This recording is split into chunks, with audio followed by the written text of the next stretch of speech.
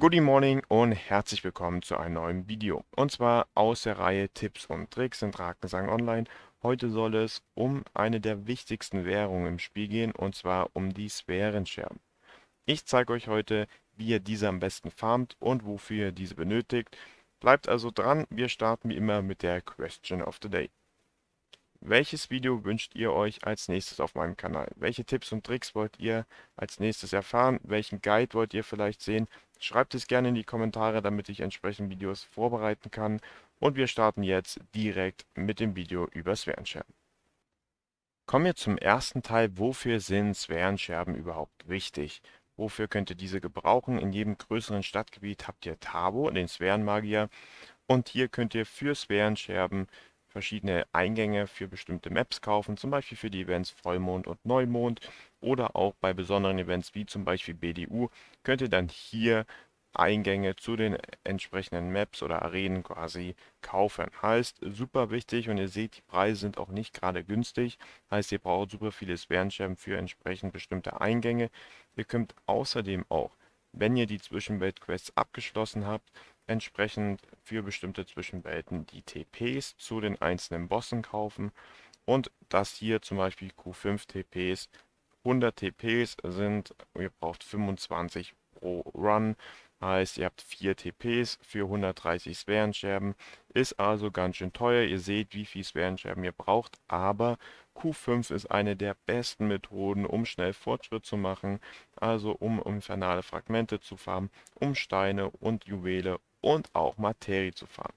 Also super, super wichtig. Sphärenscherben sind essentiell, eine der wichtigsten Währungen in Drakensang, und deshalb zeige ich euch jetzt 3 Methoden, womit ihr Sphärenscherben am schnellsten farmt. Die gängigste Methode, um Sphärenscherben zu farmen, ist die Sphärenquarzkaverne. Ihr könnt täglich bei Tabo die tägliche Tabo-Quest erledigen. Mit dem neuen mystischen Set, mit dem Zweier-Set, verdoppelt ihr die Anzahl von Questgegenständen. Heißt, ihr müsst ja 50 Himmelsteine in den Hagusdorf-Grotten farmen, und pro Drop kommen sozusagen mit dem mystischen Set sogar 2 Himmelsteine.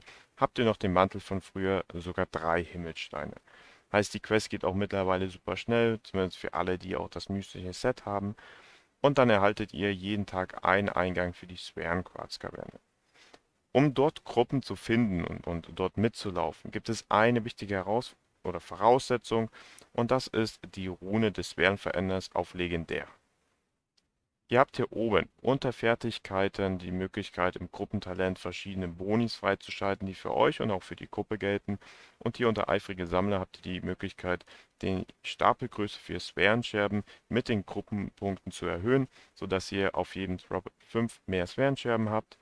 Wenn ihr die Rune ausrüstet, dann erhaltet ihr entsprechend 5 obendrauf, habt also plus 10 Stapelgröße, und das sieht man auch ab und zu in dem Regionalchat. Wenn hier nach Maps plus 10 gefragt wird, ist damit das Talent im Gruppenbauen, also damit auch die legendäre Rune gefragt.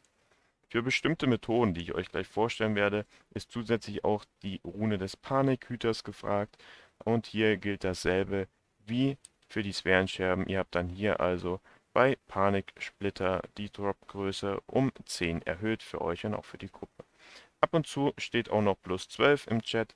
Damit ist dieses Sphären-Amulett, was ihr in dieser Sphärenquarzkaverne gedroppt bekommen könnt, was aber super selten ist. Damit, wenn ihr dieses ausrüstet, erhöht ihr das Talent auch nochmal um 2. Heißt, ihr habt plus 12 Stapelgröße auf Sphärenscherben-Drops, und ihr haltet für euch selber auch nochmal plus 2 Stapelgröße. Das sind so die Grundvoraussetzungen, was bei jeder Methode, die jetzt quasi ich euch jetzt vorstelle, immer verlangt wird. Also ihr werdet das auch sehen, wenn ihr in diversen Gruppen landet, dann wird das auch immer noch mal meistens überprüft, ob ihr plus 10 die Rune habt und damit auch für eure Gruppe die Drops erhöht. Wie funktioniert das in der Sphärenkaverne? Das zeige ich euch jetzt. Bevor ihr in die Map der Sphärenquarzkaverne reingeht, habt ihr hier bei Tabo noch eine weitere Quest, Sphäreneindringlinge. Dafür müsst ihr in der Map 550 Mobs killen, und dann habt ihr auch nochmal die Möglichkeit, 250 Sphärenscherben zu bekommen. Ist immer ein cooler kleiner Bonus. Denkt dran, das immer vorher zu prüfen, ob ihr die Quest abgeben könnt, so wie in meinem Fall, und dann auch entsprechend wieder annehmt, und dann geht's erst in die Sphärenkaverne. In der Map selber ist es wichtig, dass ihr gemeinsam als Gruppe zusammenbleibt. Ihr habt oben rechts immer den Counter, 2,5 Gruppenerfahrung, heißt alle Mitglieder der Gruppe sind alle nah genug beieinander, heißt ihr kriegt auch diese plus 10 oder plus 12 im Talentbaum auf die einzelnen Drops gut geschrieben. Ihr werdet es auch hier im Video-Gameplay gerade sehen, dass ich immer wieder Drops bekomme, wo ich Sphärenscherben in 50er, 55er Stacks bekomme. Und das sind eben genau diese Gruppenbonis, die man dann mit den Gruppen erreichen will. Alle stehen nah genug beieinander und man erhält super viele Drops von den einzelnen Mobs und vor allem von diesen Sphärenscherben, Slimes, so ähnlich kennt ihr die auch von den Blutkistern und die droppen, nachdem sie sich ein paar Mal auseinandergespalten haben, jeder einen Stack Sphärenscherben, beziehungsweise dieser Stack ist dann natürlich ja, jeweils um 10 pro Gruppenmitglied erhöht. Und ja, das ist eine super gute Methode, um Sphärenscherben zu farmen. Wenn gerade mal kein Sphärenscherben-Event da ist, kriegt ihr ungefähr pro Run 1000 Sphärenscherben. Ist Glück des Plünderers, also das Sphärenscherben-Event, online, dann kriegt ihr sogar um die 1500 Sphärenscherben pro Run. Ganz wichtig ist immer am Ende eines Runs im Chat kurz Bescheid zu geben mit einem Plus, ob ihr einen weiteren Run habt oder ob ihr durch seid, damit die Gruppe Bescheid weiß und kein Eingang verschwendet und erneut reingeht. Eine weitere Möglichkeit, Sphärenscherben zu farmen, vor allem während des Event Glück des Plünderers. Ihr seht dieses Event immer über eurer Lebensanzeige. Diese kleine goldene Schatztruhe auf grünem Hintergrund, das ist das Sphärenscherben-Event. Das heißt, ihr habt während dieses Events eine erhöhte Drop-Chance auf Sphärenscherben.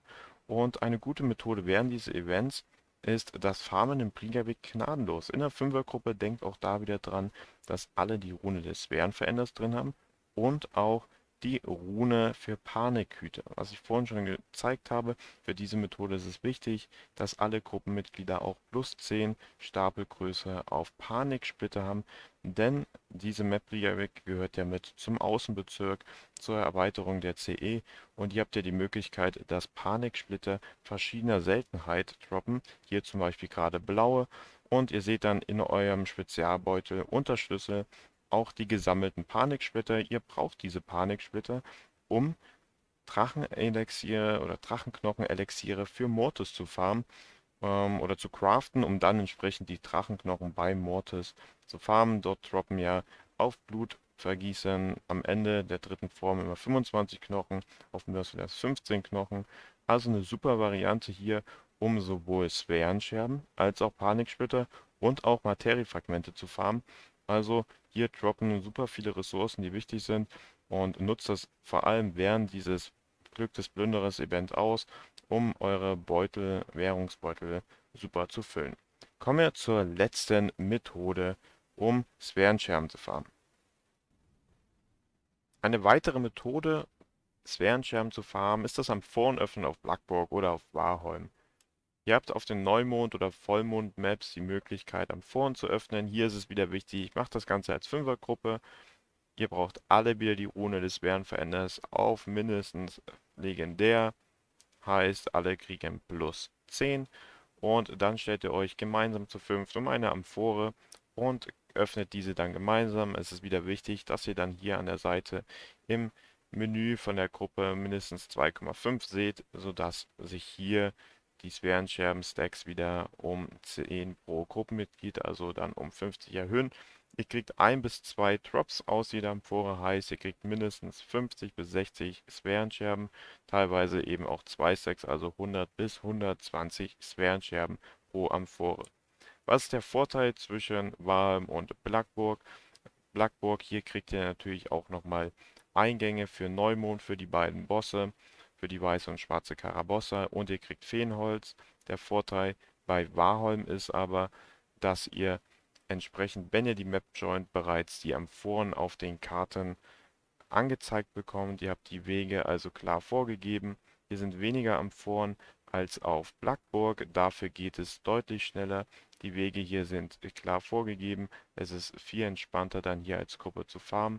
Aber ihr bekommt eben hier bei diesen einzelnen Amphoren keine weiteren zusätzlichen Ressourcen, wie das jetzt zum Beispiel bei Blackburg der Fall ist.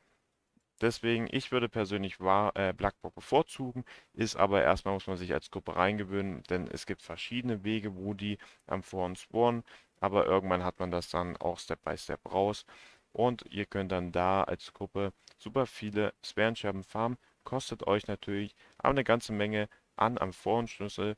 Diese könnt ihr während des Tragan-Events aber auf Map 3 farmen. Wenn das also gerade aktiv ist, nutzt das gerne und dann später euch Sphärenscherben als Gruppe zu farmen. Das sind aus meiner Sicht die 3 besten Methoden, um Sphärenscherben zu farmen. Ich wünsche euch viel Erfolg. Denkt dran, wenn das Sphärenscherben-Event aktiv ist, ihr seht es hier unten über eurem Health-Bar, dann nutzt die Möglichkeit im Brigabig. Wenn das Sphärenscherben-Event nicht da ist, dann zum Beispiel am Forenfarm in den einzelnen Maps Blackburg oder Warholm oder eben täglich die Sphären-Quarz-Kaverne mit der täglichen Tabo-Quest. Ich hoffe, ich konnte euch ein paar Tipps weitergeben und ihr habt jetzt ja, ein, zwei Ideen, wie ihr Sphärenscherben farbt. Ich bin damit raus. Abonniert gerne meinen Kanal, wenn ihr keine Videos mehr verpassen wollt. Schaut gerne im nächsten Stream auf Twitch vorbei und wir sehen uns dann im nächsten Video. Macht's gut, macht's gut.